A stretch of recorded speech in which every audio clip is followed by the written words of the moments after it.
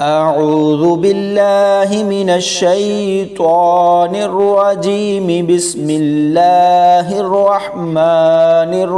الرحيم ويل للمطففين الذين إذا اكتالوا على الناس يستوفون وإذا كالوهم أو وزنوهم يخسرون ألا يظن أولئك أنهم مبعوثون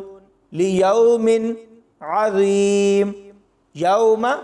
يقوم الناس لرب العالمين كلا إن كتاب الفجار لفي سجين وما أدراك ما سجين كتاب مرقوم ويل يومئذ للمكذبين الذين يكذبون بيوم الدين وما يكذب به إلا كل معتد أثيم إذا تتلى عليه آياتنا قال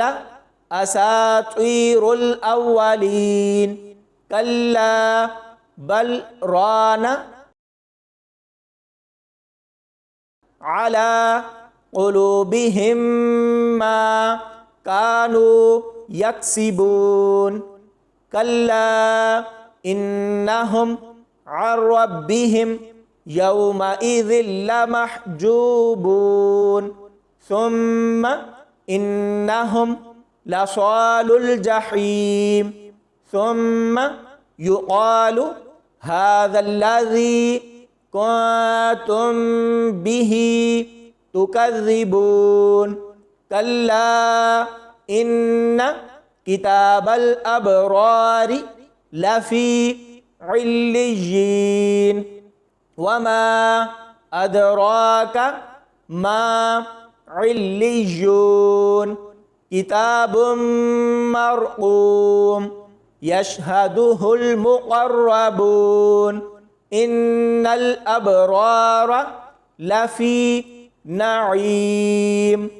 على الأرائك ينظرون تعرف في وجوههم نضرة النعيم يسقون من رحيق مختوم ختامه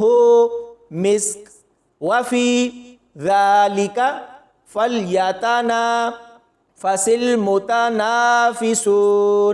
ومزاجه من تسنيم عينا يشرب بها المقربون إن الذين أجرموا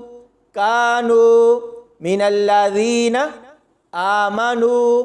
يضحكون وإذا مروا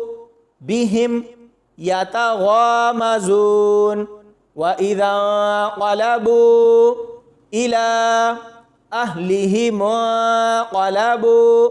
فكهين وإذا رأوهم قالوا إن هؤلاء لضالون وما أرسلوا عليهم حافظين فاليوم الذين آمنوا من الكفار يضحكون على الأرائك ينظرون هل ثوب الكفار ما كانوا يفعلون صدق الله العظيم.